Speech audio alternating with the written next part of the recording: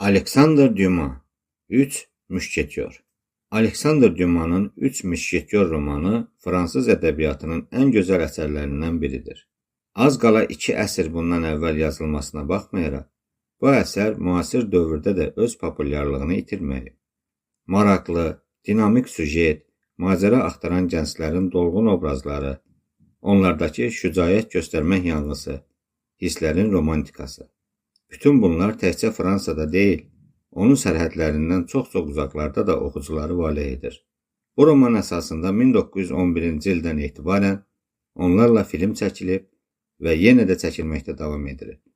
Üç Müşketyor elə bir ədəbi bədii xəzinədir ki, zaman bu xəzinəni daha da zənginləşdirir, yeni ədəbi nəsillərin tükənməz sərvətinə çevirir. Birinci hissə, birinci fəsil. Cənab D'Artagnan, atanın 3 hədiyyəsi.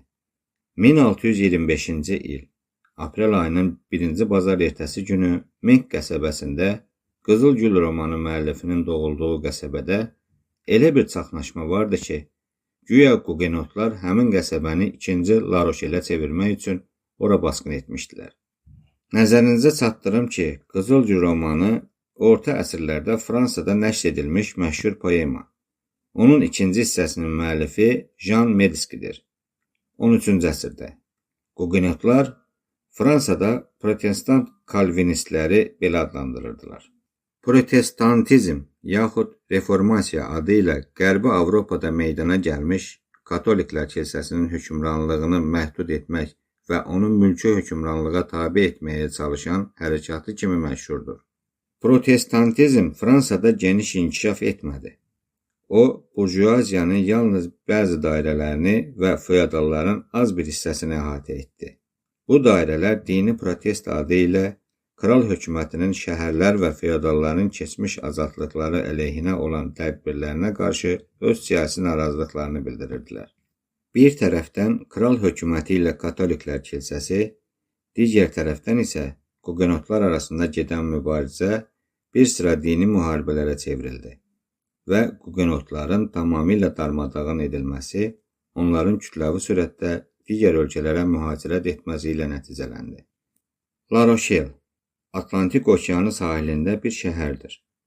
Bu şəhər Fransada Hugenotların kral hökumətinə qarşı mübarizələrinin istinadgahı olmuşdur. La Rochelle 13-cü Ludovik qoşunları tərəfindən 1628-ci ildə alınmışdır. İndi isə davam edək. Şəhər əhlindən bir çoxu arvadların baş küçə ilə qaçdıqlarını görüb və qapıların ağzında uşaqların çığırışdıqlarını eşidib, tələsik zirək geyinir və kimi muşket ilə, kimi balta ilə silahlanaraq azad dəyirmançı meyxanasına doğru yürürdü. Muşket qədim zamanlarda işlənmiş iri çaplı fitilli tüfəngdir. Bu meyxananın qabağında getdikcə artmaqda olan hayküylü cəmaət yığışmışdı. O zamanlar belə çaxnaşma tamamilə adi bir şeydir. Ayrı-ayrı şəhərlərin tarixçiləri göstərirlər ki, bu cür hadisələr demək olar ki, hər gün baş verirmiş. Məşhur əyanlar bir-biri ilə, kral kardinal ilə, İspaniyalılar kral ilə vuruşurdular. Kardinal Roma Katolik kilsəsində baş ruhani rütbəsidir. Bu aşkar və gizli vuruşmalardan başqa bir də oğrular, dilənçilər, Hugenotlar, səfirlər və nökərlər vardı ki, onlar hamı ilə vuruşurdu. Şəhər əhalisi həmişə oğrulara, səfirlərə və nökərlərə qarşı, bəzən də krala qarşı silahlanardı. Amma kardinala və İspaniyalılara qarşı heç bir zaman əl qaldırmazdılar. Buna görə də 1625-ci ilin aprelində İlk bazar ertəsi günü Menk qəsəbəsindəki əhalinin hayküy eşidib azad dəyirmançı meyxanasına doğru yürüməsində heç bir təəccüblü şey yox idi. Bu çaxnaşmanın səbəbi nə idi? Cavan bir oğlan. Əvvəlcə onu qısaca təsvir edək. Don Kixotu 18 yaşında ancaq yüngülcə geyinmiş, zirehsiz və polad qolçaqsız təsəvvür edin. Əynində vaxtı ilə sürməyə rəngdə olub, İndi isə qəribə yaşıla çalan göy rəng almış yun kamzol var. Kamzol qolsuz və qısa kişi paltarıdır. Üzü uzunsov və qarayanızdır. Almacıq sümüklərinin iriliyi hiləgər olduğunu göstərir. Çənəsi həddindən artıq inkişaf etmişdir ki, Bu da onun beretsiz də Qaskonyalı olduğunu bildirir. Halbuki bizim qəhrəmanın başında lələk taxılmış bir beret də vardır. Qaskonya Fransanın cənubunda bir vilayətdir. Qaskonya əsilzadələri adətən kral qvardiyasında xidmət edirdilər. Gözləri iri və ağıllıdır. Burnu donqar, ancaq zərif və gözəldir. Boyu yaşına nisbətən xeyli uca, ancaq yaşlı adama nisbətlə xeyli qısadır. Təcrübəsiz bir adam bizim qəhrəmanı səyahətə çıxmış bir bostancı oğlu hesab edə bilərdi. Ancaq onun belində qayışdan asılmış uzun bir qılınc var idi. Bu qılınc piyada getdiyi zaman onun topuqlarına dəyir, ata mindiyi zaman isə atın pırtlaşıq tüklərinə toxunurdu. Bəli, bizim cavanın bir atı da var idi. Bu at o qədər qəribə idi ki, ona diqqət yetirməmək olmazdı. 12 və ya 14 yaşında kürən, quyruğu qısa və ayaqlarında ağarmış tükləri olan bir beyarın yapısı təsəvvür edin. Bu at həmişə başını dizlərindən aşağı tutduğu üçün ona heç qantarğa taxmaq da lazım deyildi. Bununla belə gündə 8 liyə yol gedirdi. Təəssüf ki, bu atın gözəlliyini, əcaib rəngi və qəribə yerişi o qədər korlamışdı ki, o zamanlar hər bir adam yaxşı at tanıyan olduğundan Bojan darvazasından Menk qəsəbəsinə daxil olan bu at çox pis təsir buraxmışdı və bu təsir atlının özünə də keçmişdi. Cavan D'Artagnan, bu yeni Rosinantın sahibi olan Don Kixotun adı belə idi. Özü də görkəminin gülünc olduğunu çox yaxşı başa düşürdü. O, həmin bu atı atası cənab D'Artagnandan hədiyyə alanda nahaq yerə dərindən köksünü ötürməmişdi. O bilirdi ki, bu atın heç olmasa 20 liver qiyməti olar. Liver Fransada qədim gümüş puldur. Bu pulun qiyməti vaxt və yerinə görə dəyişirdi. Sonralar frankla əvəz edildi. Ancaq bu hədiyyə veriləndə söylənmiş sözlərin heç qiyməti yox idi. Qaskonya əsilzadəsi ata öz oğluna 4-cü Henrinin ömrü boyunca ayrıla bilmədiyi xalis Bearn ləhcəsində belə demişdi. Bildirək ki, 4-cü Henri Bourbon, Fransa kralı 1589-1610-cu illər. O, Fransa taxtına çıxmazdan əvvəl Qogenotların rəhbəri olmuşdur. Sonralar siyasi mülahizələrə görə katolizmə keçmişdir. Buna baxmayaraq, o 1598-ci ildə Nant fərmanı nəşr etmişdir ki, bu fərmana görə Qogenotlara din azadlığı və müəyyən siyasi istiqlaliyyət verilmişdi. Richelieu və 13-cü Ludovikin vaxtında Nant fərmanı xeyli məhdud edildi və 1685-ci ildə 14-cü Ludovikin vaxtında tamamilə ləğv olundu. İndi isə qayıdaq hekayəmizə. Əziz oğlum, bu at 13 il bundan əvvəl anadan olmuş və o vaxtdan atanızın evini tərk etməmişdi. Buna görə də siz bunun qədrini bilməlisiniz. Bunu heç bir zaman satmayın.